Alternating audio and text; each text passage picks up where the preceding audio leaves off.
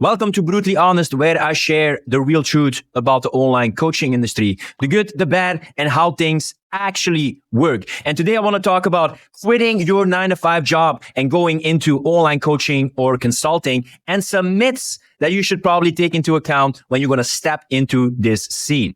Let me know down in the comments if you're thinking of quitting your 9-to-5 job, you actually quit your 9-to-5 job, and how your journey actually was. I'm going to share my journey, and hopefully you can also have some learning experience about it, because honestly, there's so much delusions, false expectations out there, because people love this fluff marketing that in a lot of cases is not realistic and is all about dreams and ambitions, which I love. But I'd rather tell you uncomfortable truths that empower you and that are actually useful than giving you false lies, false expectations that actually disempower you.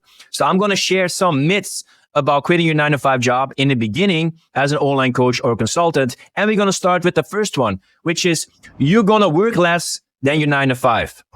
No, you're not going to work less as your 9-to-5. You're going to work more than your 9-to-5.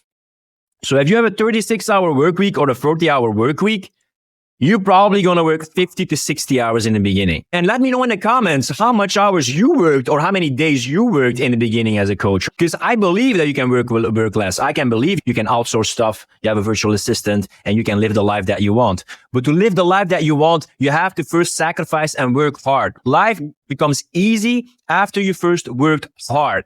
So why do you have to spend so much time in the beginning from your 9-to-5 job? Because you have so much stuff to figure out. Your niche, your branding, content creation, being consistent at content creation, having conversation in the inbox to get booked calls, creating your offers, getting good at coaching and client fulfillment, getting good at the sales call and handling objections, and all the other tech stuff that probably right now you still have to figure out, or you have to hire some people. But even if you hire people, it's still going to take a lot of time to actually communicate them and train. Yeah, you can learn a lot faster by implementing the right strategies and the right systems. That is what I love. To shortcut your journey of learning all of this by yourself, and it can be like a jungle and completely overwhelming. But it takes time to figure all this stuff out. And in the beginning, you have to invest time to then get more money back and get more clarity. So if you have the idea like, I'm going to have a 9-to-5 job and I am just going to post once per day, lying on a pool in Bali, and then people are going to book the coaching and I'm going to enroll people and I'm only going to work 4 to 6 hours per day, that is called delusion. That is even maybe a mental illness. To have this idea of entrepreneurship, it's completely unrealistic. And I'm telling you this because I want you to succeed. I want you to go through the ups and downs, the emotional journey, and make this work.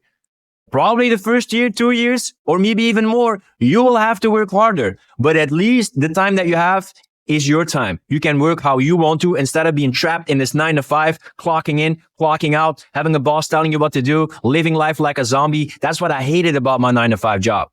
But I was realistic in the beginning. My goal was not to work less than my 9-to-5 job. No, I wanted to live a life on my terms with my decisions. Now, if you have the money, which I hope you did, that's the second thing that I say. If you quit your 9-to-5 job, save enough money for at least 6 months to a year so you can bridge the gap and there's not the financial stress breathing down your neck all the time. Because it's already stressful enough to set up a business and go through everything, let alone when that debt or that financial pressure is really weighing up on you. When you then have the pressure of having to make it work and burn the boats, I don't believe in burning the boats, especially when it comes financially. I believe in getting the boat, having some supplies there to survive on the island so you can figure out how things work, set up your camp, go learn how to go fishing, gather extra food, but at least you have enough to survive, because it's very hard to thrive if you're in a survival mindset. And get a coach, get a high-ticket program so you learn faster, easier than doing it by yourself.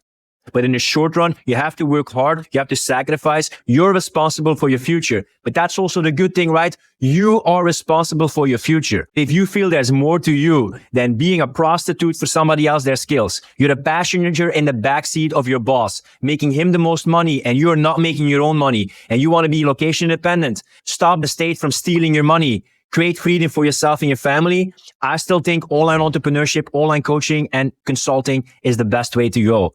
But this is just a brutally honest truth about what it will take after you quit your 9-to-5 job and to succeed online as an online coach. If you want me to cover another aspect about online coaching or entrepreneurship, you can drop it in the comments. And if you like more realistic, real, honest advice about the online coaching and consulting industry, you can check out this playlist to find out more.